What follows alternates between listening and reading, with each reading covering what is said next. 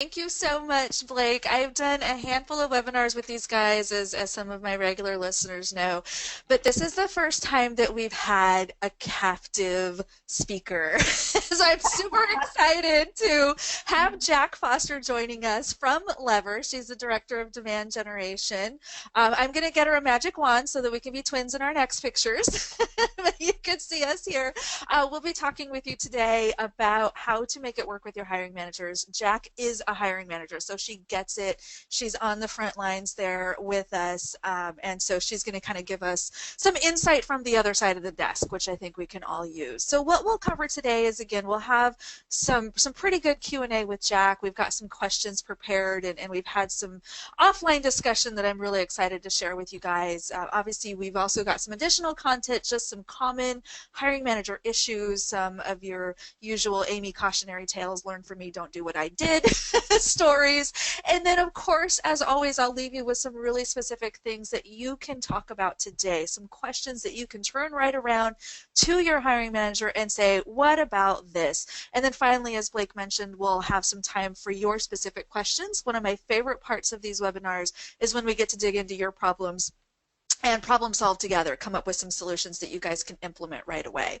So with that, hi Jack, thanks for joining us. Hi, Amy. Thank you so much for having me. Super excited to get this discussion rolling with you today. Yeah. So as you can see on the slide here, here's some of the topics that Jack and I had discussed and some things that we felt were pretty valuable and that hopefully our audience would also take away from. So let's start with that partnership. One of the things we had discussed, Jack, and I loved your perspective on this, when you're just starting to work with a new recruiter, first time you're meeting, whether they're new to your business or you're new to the business or you're just new to hiring, whatever the case may be, how should that go? Walk us through your expectations as the manager, as the person with the pain of an open position. What do you want that partnership to look like? Yeah, that's a great question. I've had the experience before where you are so excited to open a new position, and you don't go through level setting, with a recruiter, and then it kind of puts a damper on the process from the beginning. So what I really love to see from my recruiter is that once I have an open position, we actually sit down and go through. I think not only like what the role looks like, but actually the qualities that I'm looking for in that role. What are certain skill sets, experiences that I'm looking for in a candidate, and then also, how is this candidate going to be successful? What does their 1 month look like at Lever? What does the 3 month look like at Lever? What does 12 months look like for this candidate? And I think that really just opens up the discussion with the recruiter and starts to give them a very good idea of what I'm looking for as a hiring manager. Totally. What are some of I think in the little bit that we've been able to talk previously, I'm already like, please let me have hiring managers like Jack. Like you just seem to get it, which I think is great. But if you're the recruiter and you're, working with someone who's maybe not quite as savvy as you seem to be, or maybe doesn't, have that same level of expertise, what are some of the questions that we should be asking someone like you? Yeah, so I think the guide through kind of what does success look like is a great place to start. I also think that or maybe not challenging is not the right word, but asking the hiring manager to contribute to the job description is also like a really interesting way to start to get that discussion going, so that the hiring manager isn't just like throwing it to you to try to make up this job description when they're the one who clearly has a pretty good idea of what they're looking for. But in addition to that, I think you can ask some pretty like straight up questions, right? What does like the package look like for this role? What can you actually expect in terms of the interview process? And how many interviews are you expecting this person to go through? Like, who's going to be involved? I mean, just Yeah. even setting the logistics, I think can really help on both sides of the fence. No, that's a great point. And I think some of us, are really fortunate. I know for myself, I work for a big company. We've got some pretty ironclad processes around stuff like that, right? Like our interviews technically, follow a certain flow and we kind of do things a certain way, but not all companies are like that, right? So how would you recommend a recruiter approach their manager? If you're in these shoes, you've got this open position and a recruiter comes to you, what are you looking for in terms of, let's talk about questions versus information. I said this to a manager one time. I said, I'm a big fan of telling you what we're going to do, not asking you what you want me to do. How would that resonate with you? And do we expect that from our recruiters, or is that maybe going too far? What do you think?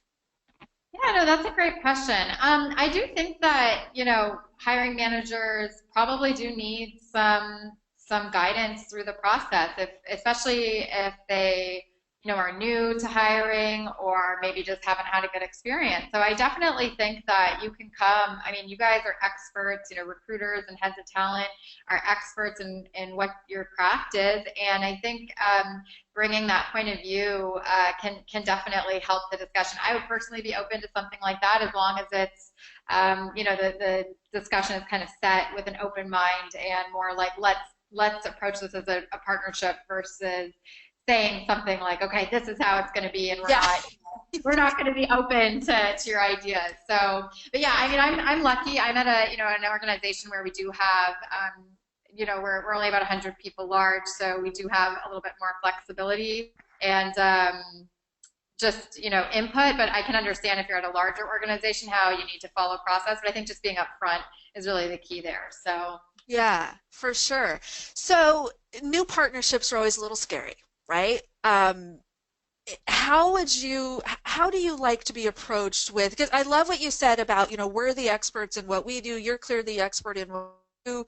Uh, I know for me, I recruit in tech. I'm not going to pretend to understand technology in any way, shape, or form. So knowing that and knowing that we're probably speaking different languages, what are some of the things that recruiters have done for you in the past, or even things that you wish we would do in terms of whether there's specific questions that we're asking, or just how can we help understand your world better while recognizing that we're not going to ever do your specific job? yeah, so one of the most useful things that I had the opportunity to experience here at Lever, there's during actually the onboarding process, or when you're new here, everybody goes through this. Our recruiters take us through the day and a life of a recruiter, and they kind of show us all of the different things that recruiters are doing on a daily basis. Now, granted, Lever is in the recruitment technology space, so it's part of telling our story. But that was actually like a light bulb moment for me as a hiring manager, like really understanding what the recruiter, all the different responsibilities and expectations that are set on them, so I can really like sit down and figure out how I can help them, be more efficient and more effective and help get me what I want in the roles that I'm looking for. So that's one, thing I think you can do is just kind of sitting down and saying like, look, these are all the different things that I'm going to be doing. Where can you help me? Okay. Um, does that answer your question or? No, it does actually. I think, sometimes we kind of joke internally, like, don't worry how the sausage is made, just trust me, I'm going to get you candidates. But I think you bring up a really good point. If you have not worked in recruiting, and you obviously have the benefit of being, a recruiting related company, but I think for the average hiring manager, they have no idea how the sausage is made. And maybe we should share that a little bit more. So, I think you've taught me something here already. We're 10 minutes in. So that's good. What was it, without giving away too many secrets or, talking too much out of school, but what's kind of the one big light bulb moment that you had in kind of learning that recruiting process? What's one thing that stands out that you were really surprised by and maybe changed your approach to recruiting? Um, I think just how involved, like, honestly, it wasn't something I had ever probably sat down and thought through before in terms of like, having to go through setting expectation. Like, so first, you have this job description, and I think, that's pretty straightforward. But then when you really start thinking about sourcing candidates and how do you actually start going out and sourcing and, getting the right candidates in the pipeline, I mean, it's really, I liken it to I'm in marketing and I understand how hard it is to build a pipeline of qualified leads. And when I started to be able to kind of draw those parallels between, Yeah. recruiting and marketing or sales and understanding that it's actually a very similar process, just candidates are the customers, and hiring managers are, a customer in a sense. That's when it started to really resonate with me that, they're doing a lot. And again, it's how can we do this as a partnership? So I Yeah. think that would be kind of the light bulb moment for me I personally. think that's a really good point. And, fortunately, marketing, there is some correlation, right? Source pipelines, things like that. But I think just being able to put it in context that makes sense for the manager's day-to-day life probably Exactly. helps drive, some of that. So I want to stay just on partnership for just a minute, but take a slightly different tactic. Let's talk about the partnership that has failed. I think we've all been there where we have screwed up or something has gone horribly awry. Now the manager thinks we're dumb or we're jerks. I'm sure this hasn't happened at Lever, but maybe in a previous life. Can you tell us about a scenario where something just really went off the rails, and what can we as recruiters do to try to get that back? How can we get back in your good graces? Yeah, that's such a tough question. I mean, it definitely, or I think I've been the most frustrated in previous situations with the recruitment process is um, when there's a negative experience for the candidate, right? And so what that looks like, it's not just necessarily, someone came on site and they had a bad experience. That's not what I mean. But, when you clearly have some high quality candidates in the pipeline and there's not open communication or expectations aren't properly set with them or, they're not prepared well enough for the interview process because of, again, that lack of communication. That's kind of where I think hiring managers or me personally, where I've been just frustrated and, really wanting to level set and get back on track. So I guess my advice would be again, just like sitting down in the beginning and setting out what that process is going to look like, who's going to be responsible for what. That's where I think, there's just a ton of low-hanging fruit that can make the relationship between a hiring manager and a recruiter a positive experience. Yeah, totally. Which is really what we all want. We joke about it, but we really do want to get along with Yeah, you guys. exactly. I don't doubt it. I know that. So. Well, that's a fantastic segue into our next topic around timeline and expectations. I think my recruiter peeps, we have all worked with that manager who says, "Hey, here's my job. So I'm going to have 10 interviews by Friday, right?" No. So let's talk about timeline and expectations a little bit. I think I'm picking up that you're saying, hey, from the very beginning, let's do a really thorough intake. Let's talk. Let's set, what those expectations are, who's going to do what. Walk me through kind of your ideal state in terms of from that initial meeting forward. How long does this take? And again, understand there's variables depending on the complexity of the role, the existing pipelines, things like that. But what's kind of a dream state for you? Yeah, I mean, ideally, I think, if you're a really great hiring manager, you already, as you're starting to think about the role, you're already starting to do some of your own sourcing ahead of time or as, you start to open this role. So you may even have some candidates in mind, but let's say you don't and you open a role and you really, you're quickly.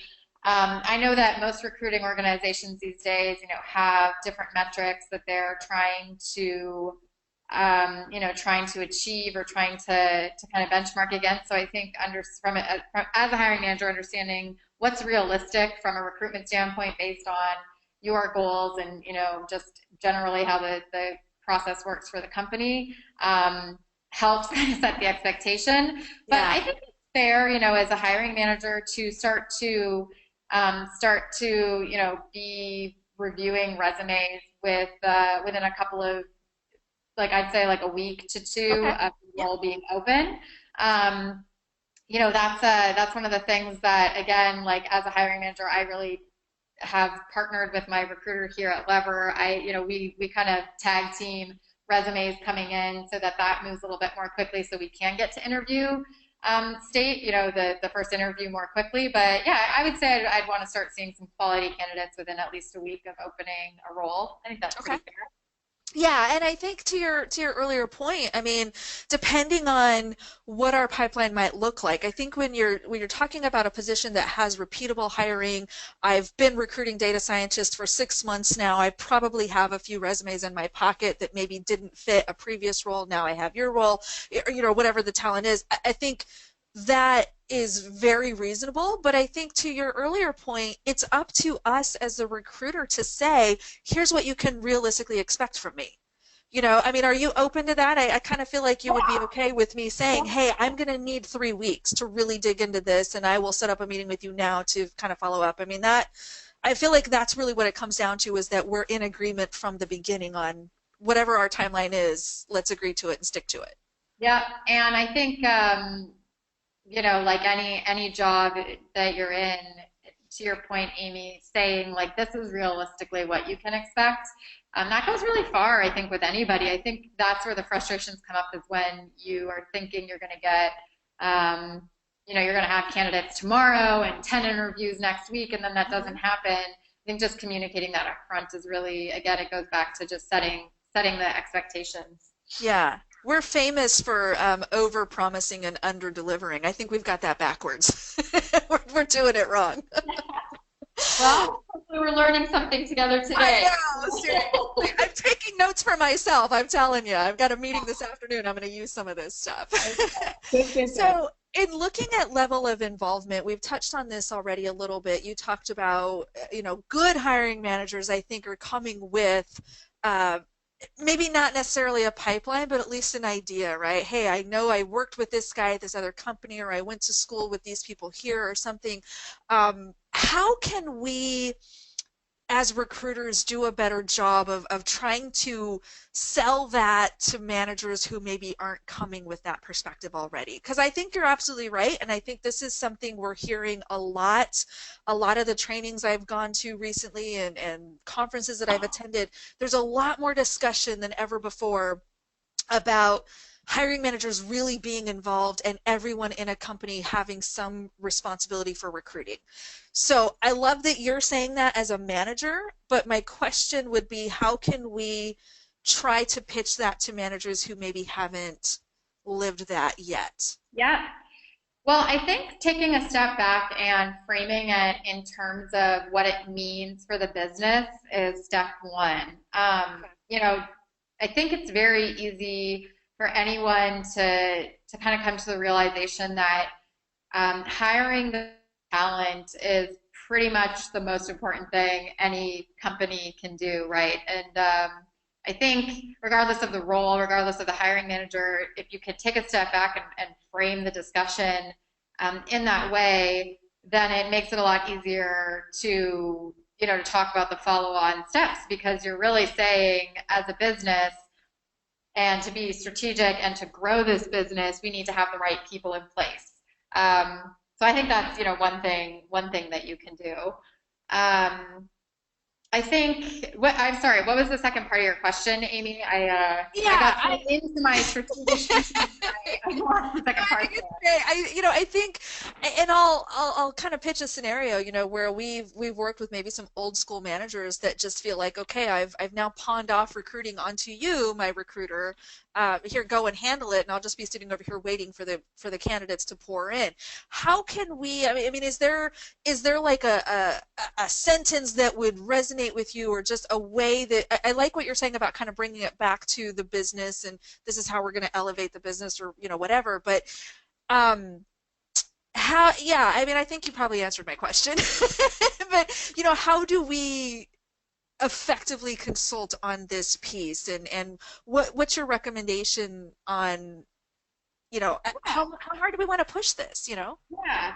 I mean, for me, what always works well in any kind of situation where there might just not be a total alignment, is looking at actually some like real examples. So maybe, you know, if you have a great example of a recruitment process that went super well and you can give some tangible reasons why and, you know, really demonstrate in a very practical way some of the steps that were taken to reach the success that you reached. I think that's a really great way to, you know, to actually demonstrate for a hiring manager that maybe just isn't of that school of thought. And on the flip side of that, you know, you can also point to some tangible examples in an organization where it's not going well. Like, you know, here's a role we've had a really difficult time, and not pointing fingers or anything, but here are some reasons why, you know, this role didn't you know, has been taking longer to fill or something along those lines, whether it be because we didn't have this, you know. So I think just actually showing people versus trying to tell them is sometimes the way to go. Yeah, I think data rules, right? So anytime that you can show some specific, like, hey, we recruited this, you know, similar position for your peer over on this other team, and, you know, we filled the role, you know, 10 days earlier than expected because they partnered with me or what have you. So yeah, I'm a big fan too of, you know, driving a little friendly competition. So amongst my managers, and who only works with one manager, right? Like we all have stories, whether they're good or bad is subject to interpretation. So okay, awesome. Well, speaking of that, what's the worst that could happen? We've kind of woven this in throughout our earlier discussion, but how could a recruiter just blow it? You know, if you have a real life story you want to share, you don't have to use names. We'll protect the guilty. But, you know, even just hypothetically, like, how could we blow this with you?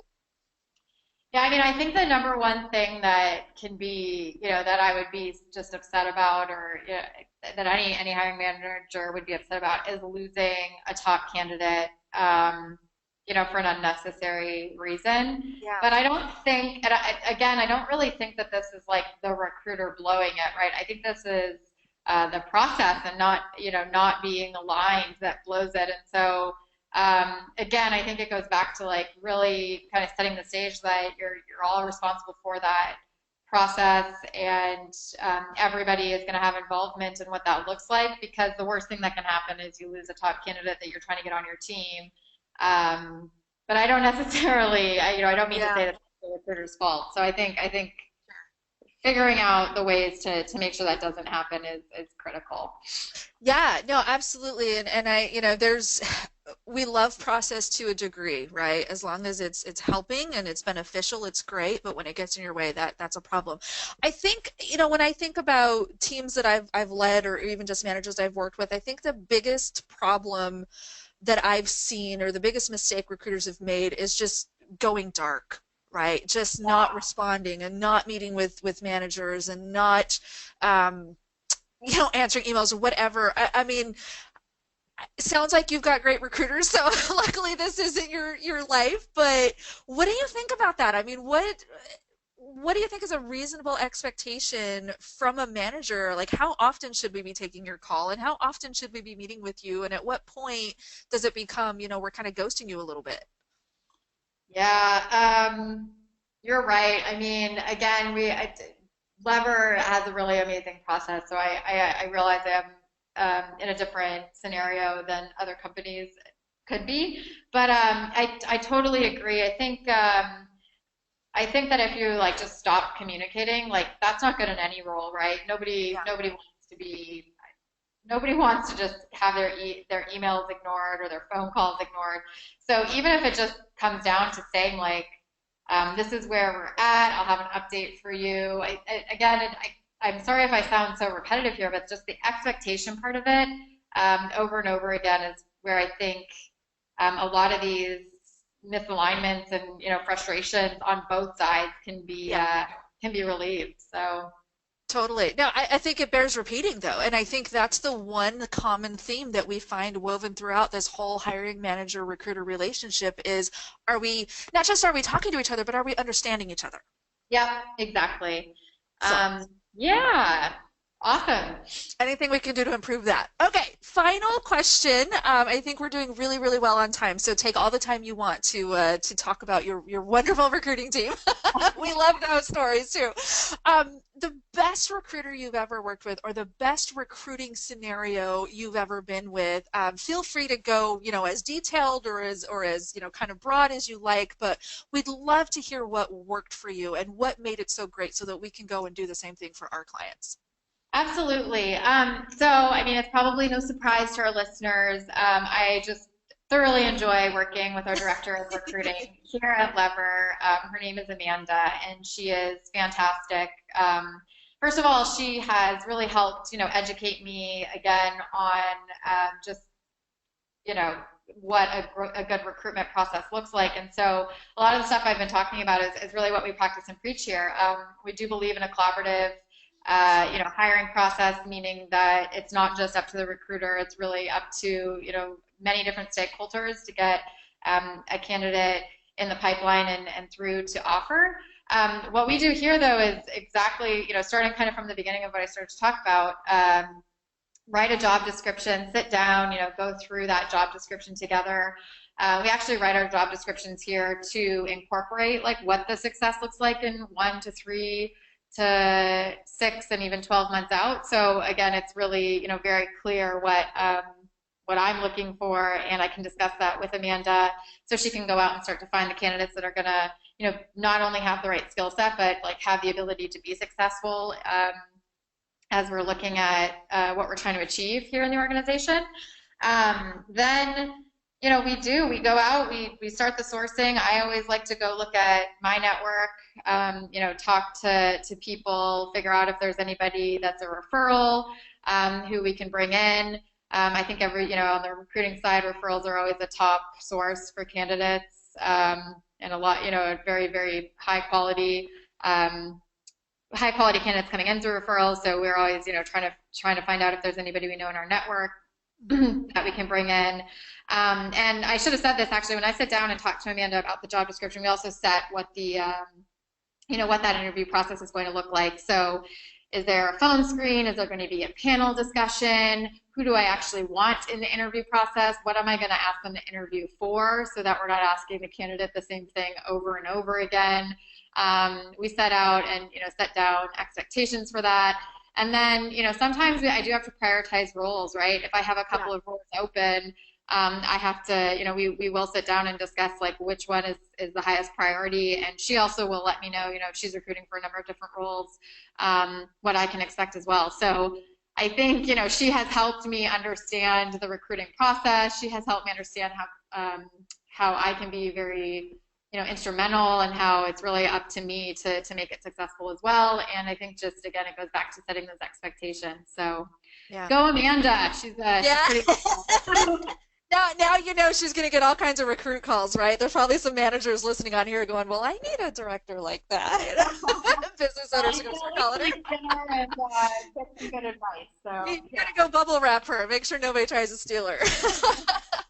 I think that's awesome, and that is incredibly helpful. I think if there's one theme kind of woven throughout again, it would be communication, setting expectations, and just being really, really transparent with each other, which I love that.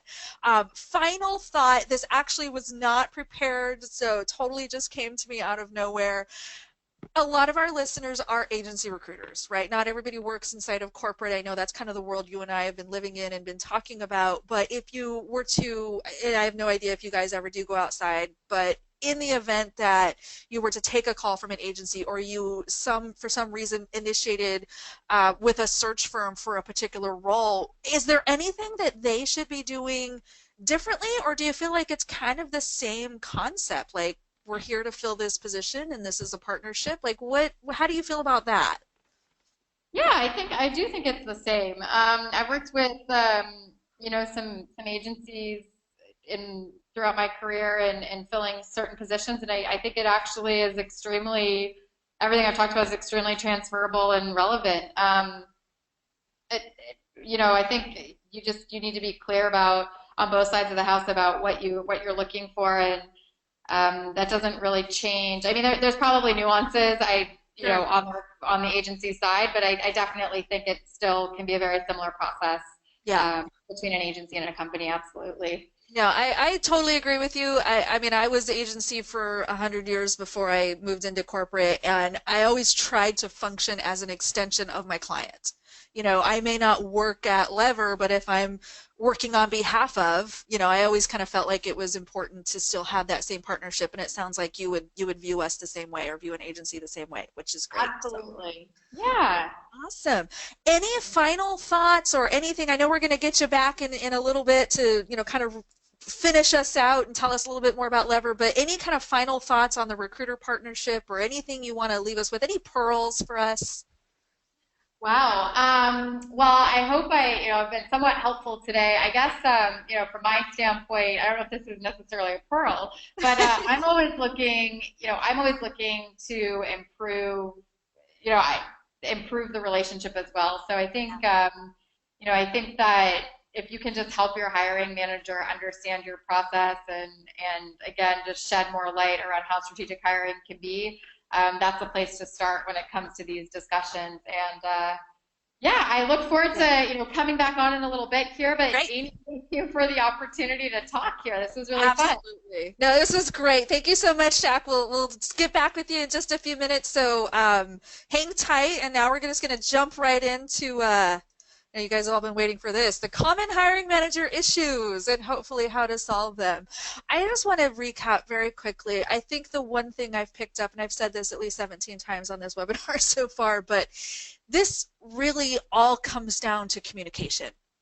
This comes down to us having those sometimes challenging discussions and asking difficult questions and explaining things that may be new to a manager and maybe they have not heard before.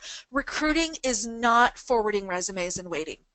It's absolutely not that. And if we're doing that, we're not strategic recruiting partners. So if you get nothing else out of this, please get that, and hopefully you've picked that up from our hiring manager as well, who was kind enough to kind of show us the other side. So common hiring manager issues. I picked a handful of topics that I felt like were not only super common, but also fairly broad. So as questions start coming up, please do put those in the chat window.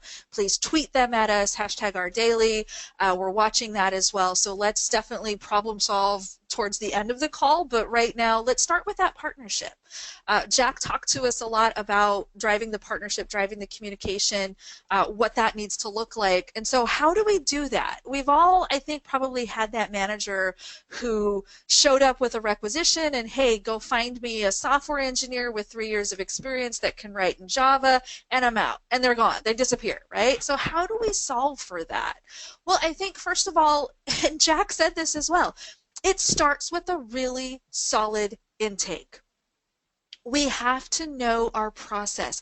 If you don't have a process, this is the time for you to create one. Put something together. I just can't imagine an organization or a recruiting manager or anyone who's in charge of hiring on any level to push back on that and say, oh, no, we can't possibly have a way to do this. Why would we do that? Why don't we fly by the seat of our pants? No, we're not going to fly by the seat of our pants. So if you have a process, get to know it really well, make sure that it's functional, that it works, that it's not creating barriers for you.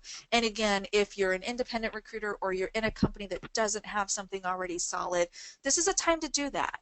So reach out to your network, talk to us, talk to your hiring managers, what should that process look like, and then start implementing it. Documentation. I know everybody always preaches, get on the phone, talk, make phone calls, in-person meetings. Those are all very, very important. I get it. We're not suggesting that you replace that, but I tell you, I love email for the difficult hiring manager. I am a huge fan of documentation for the ghosting hiring manager who doesn't return your calls, who doesn't respond to your emails, who won't take appointments with you, because then when shit inevitably hits the fan, you get to go back and say, well, gosh, here's all the times I've tried to set up a meeting with you, and here's the various emails that I've sent you about these different things and so on. So it's really that opportunity for you to do a little CYA. And plus it just helps you keep track, right? I mean, I've got 30 different managers that I'm working with. I'm not going to remember every single conversation with everyone. So that documentation is key. One specific instance, this is from a previous job, but I had a very difficult manager that I was working with. We were trying to hire an accountant, of all things, for her team, and sent a lot of resumes, had a bunch of face-to-face meetings, just was not getting anywhere. And it ended up, I'll make this short, but it ended up with me in the CFO and the VP of HR's office in a lot of trouble because apparently I wasn't, quote, doing my job. But I had a stack probably 3 inches thick that I had printed out of all of the emails, all of the conversations, all of the resumes with notes that I had taken from our debriefs and so on. And, you know, I'm not going to say it made everything, you know, sunshine and lollipops, but it definitely moved the focus from me being the screw-up recruiter to, wow, there's a disconnect. How do we solve it? So documentation is key and can save your ass. Okay. This is one sentence that I encourage you all to try at least once. I've recommended this to many people. I've used it a few times myself quite successfully. Sometimes I get that look like, are you crazy? I can't possibly say that, but I want you to try it, okay? This goes back to prioritization. Jack and I talked a little bit about prioritization as well. It's very simple. Mr. Hiring Manager, I will give this search as much priority as you do. If you have that manager who just isn't taking your call, doesn't see the benefit in sitting down with you for 20 minutes and going over the job description or going over the various, you know, whatever the recruiting strategy is going to look like, things like that, this is not a priority for them. And that's okay. But if it's not a priority for the manager, why is it a priority for you? If you cannot effectively do your job without certain pieces of information and without a certain level of engagement from the hiring manager, why are you killing yourself for this search? So try this. Tell that to your manager. You can say it with a smile. You can say it nicely. You can add a smiley face if you need to, if it's in an email. But try it and see what they say. Because if you think this is important, Mr. Manager, so do I, and we're going to work together to solve it. If it's not important for you, that's okay. I can move on and do other things. Does anyone have hiring managers who have champagne taste on a beer budget? Does that sound familiar to anyone? I know it's not just me. Unreasonable expectations. These come in all shapes, sizes, and forms, right? It's not always just about money. Sometimes it is. Sometimes it's just, hey, I want that purple squirrel. I want, you know, somebody who has 10 years of experience in a 3-year-old technology. I mean, sometimes they're asking us for crazy things, right? How do we solve for that? How do we figure out how to work around that? A couple things. Jack also mentioned this. We're the experts in what we do, right? We're the ones that should be knowing the market. We should know, you know, what's reasonable salary expectations for that engineer, for that accountant, for that marketing director, whatever the talent is. We should know, gosh, how many of them are there? How many of these people really exist in the labor market that I could even call in the first place, let alone the ones that are going to take my call or answer me? I remember a search years ago we were doing for some random, really difficult Cisco certification, and there were something like 25,000 people in the country that even held it in the first place, let alone had all the other things that were important for this particular position and some of the other expectations. So if you're able to go back with that information and say, hey, I get it, you're asking for this laundry list of things, here's the number of people we could effectively talk to, even at the starting point of a pipeline, and then of course talking through the pipeline and how that narrows as you start looking at, you know, not only the least of which is people who are interested, let alone anything else. So coming to them with very specific facts, figures, and data, it's not about how you feel. It's not, well, it's too hard to find someone who does that. It's, these are the people that exist. Here's what it's going to take to get them to talk to us, and so on. So take the emotion out of it, put the facts into it. This is also a good time to really get into those must-haves versus nice-to-haves. right? We all have our wish list. And I think, if you think about, even, I always end up making a dating analogy at some point. Even going back, well, I want, Mr. Tall, Dark, and Handsome who's, rich and nice to his mother and, likes dogs and blah, blah, blah, blah, blah, right? So we all kind of have our wish list, and candidates and hiring managers are no different. I want this perfect candidate who has all these things. That's great, but is that reasonable? And so now it's a good time to say, hey, you've got a list of 10 things here, and I know these 10 things are all really, really important to you, but let's play a game. Mark out 3. Just cut 3 things that you can live without. And by doing that, you'll get them to a point where now, okay, actually, you know what? I only really have to have 3 of these things. These are the absolute must-haves. Everything else is a plus.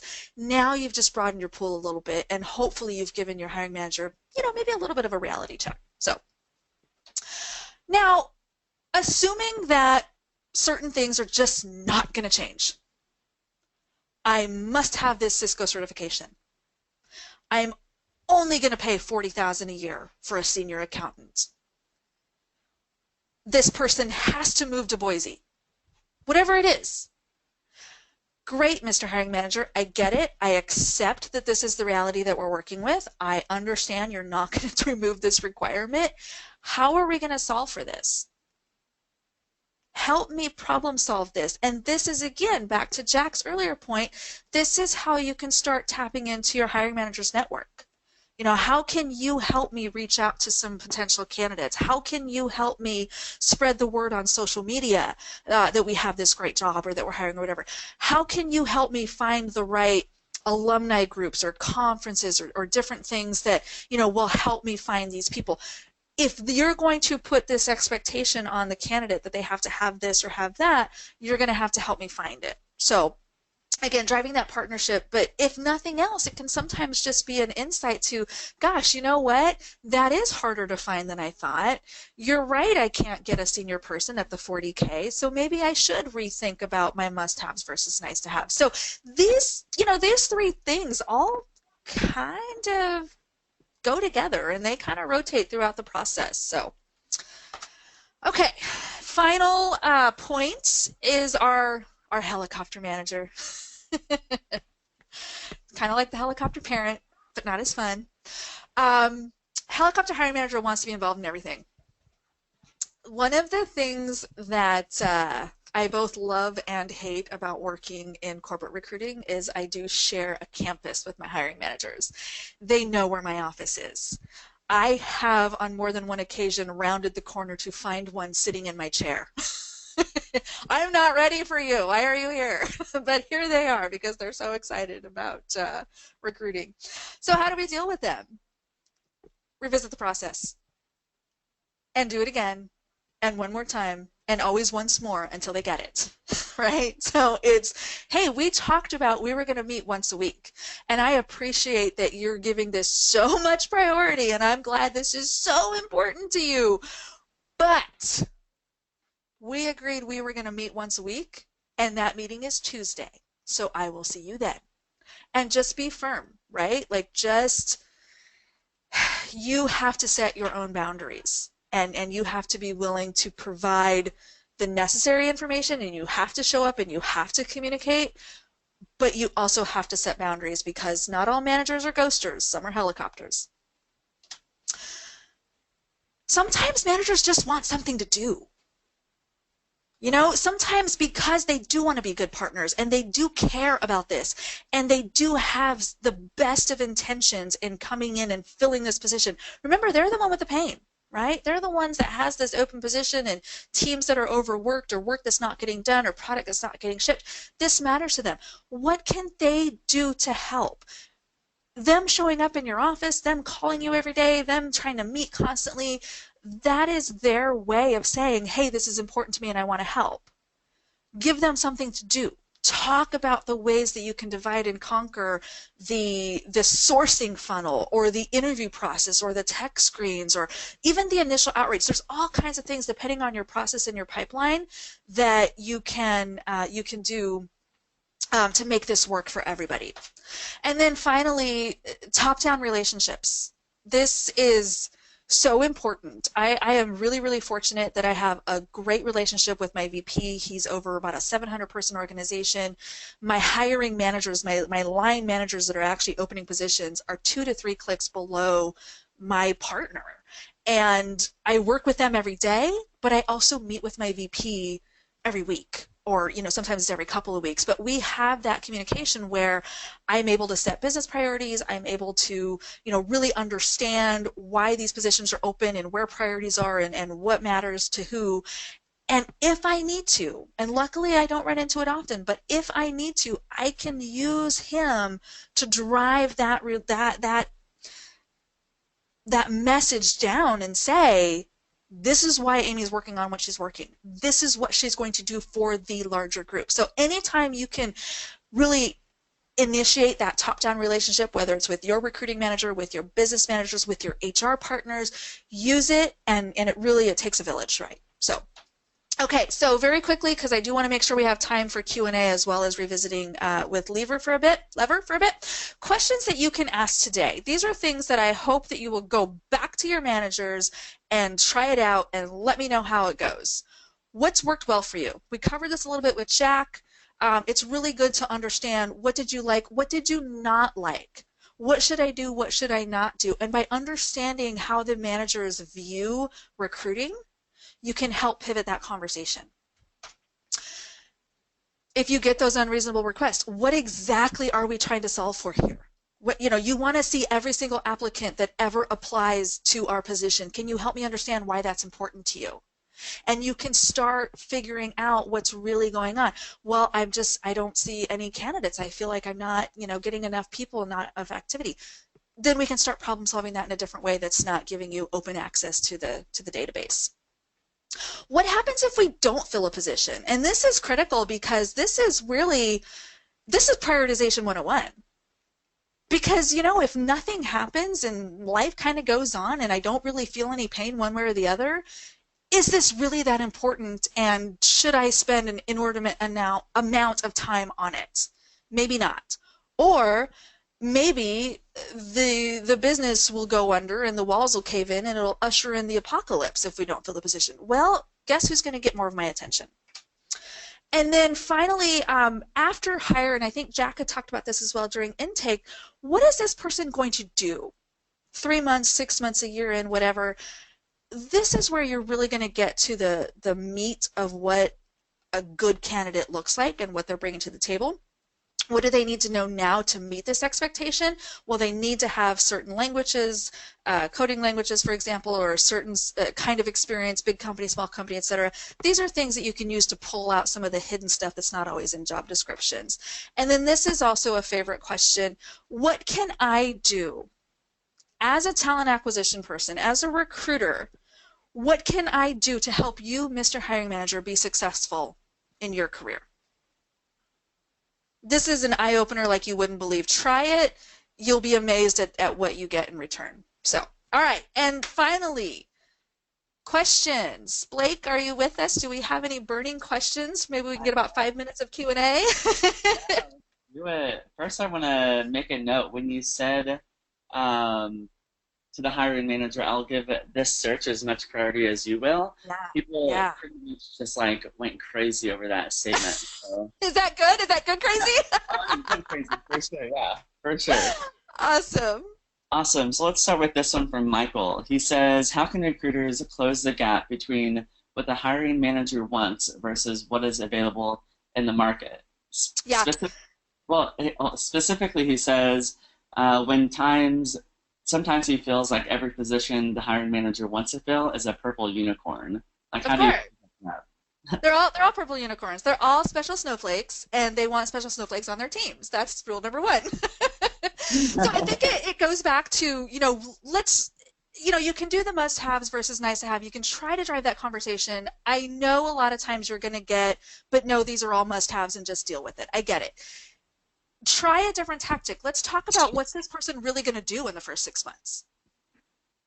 Okay, so this person is going to write a certain amount of production code and they're going to use Java for that. And I'm sorry, why did they need this other ridiculous language you were talking about? When are they going to use that? Oh, they're not? How about we take it off? So make them tell you how all of these special skills are going to be used in their day-to-day life. And if you uncover things that are not, well, guess what? We're not searching for that anymore. Is that helpful? Perfect. Yeah, I love it. Deidre wanted to know if she could clone Jack, which I'll leave to Jack. We're all going to hire Jack and Amanda. We're all coming for you guys. Stephen asked, how often do recruiters attend staffing meetings to really get to know the team to help them find the right candidate behaviorally for that team? Yeah, I think that has been a real game changer for me with my new team. I've been with my same company for 3.5 years, but I've been with this particular team for about 4 months. And a real game changer has been I attend their weekly staff meeting. Like I sit there and everything goes right over my head. I don't know what they're talking about half the time because it's all very technical and business stuff, but I'm there, I'm visible. If I need 5 minutes to kind of do a quick recruiting recap, I can get it. I've got a great relationship with the team admin. So weekly might be too much. For me, it works, but I think you need to be in their faces at least once a month. They need to see you. They need to know you. Perfect. And then Victoria wants to know, what are some effective ways to hold hiring managers accountable, and what is reasonable rec load in order to maintain quality? Yeah, totally. And the rec load question, let me talk about that first because it depends. I mean, I know that's not the answer maybe you're looking for, but if you're talking about the same repeatable profile over and over again, could I effectively carry, 50 low-level software engineer recs? Probably. If I have managers that are willing to share and if we can do creative things with hiring events and things like that. If I'm talking about 10 or 12 very unique, very special, challenging searches, 5, 10, probably no more than 15. Because you have to think about it in how many hours can I devote in a day to this particular search.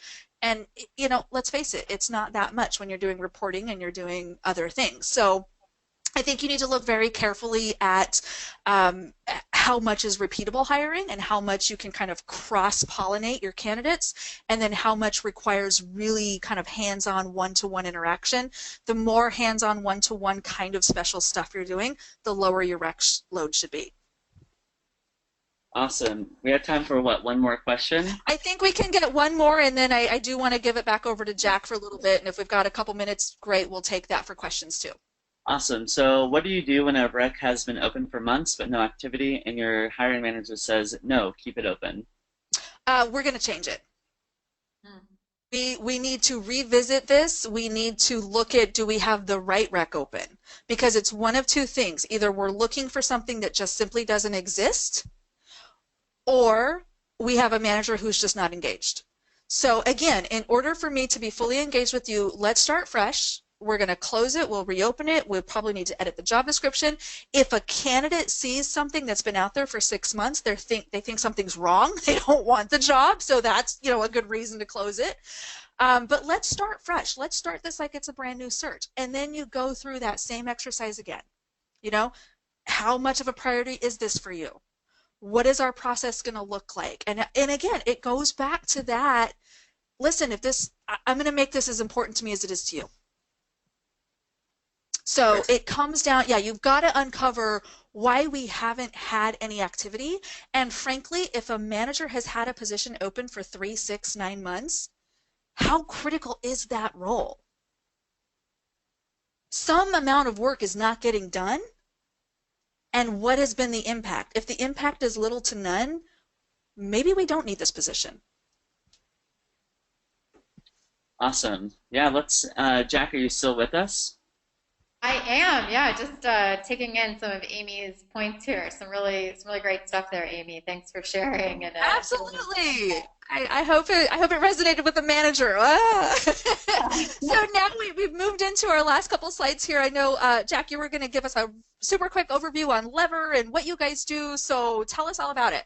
Yeah, so if you haven't caught on, Lever is HR technology. We're specifically an applicant tracking system and really built to power your recruitment and hiring process. And hopefully, I relayed the message that we really do believe in collaborative hiring and having every stakeholder be part of that process.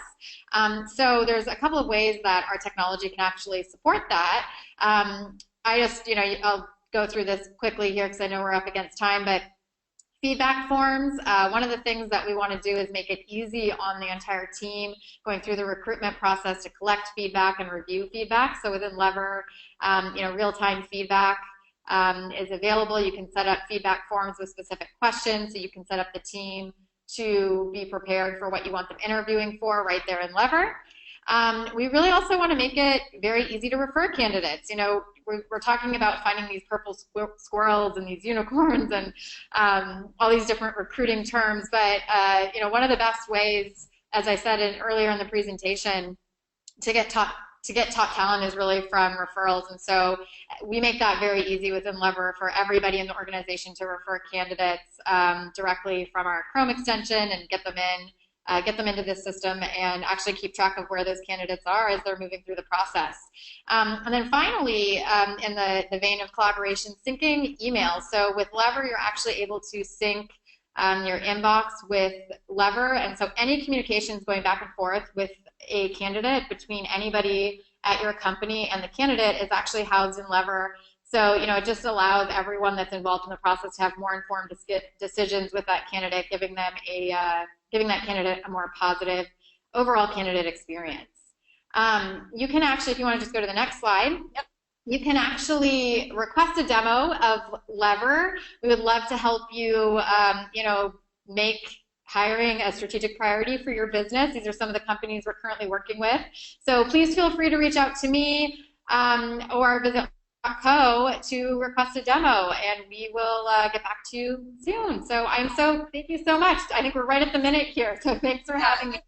That was fantastic. And again, I learned a lot just in listening to you, Jack, and kind of getting into the heads of my hiring managers a little bit. And it's always good to talk to someone who's outside of your world because it doesn't feel as personal, like, oh, this guy just hates me. Oh, well, no, Jack said that too. So maybe it's not because, he's a jerk.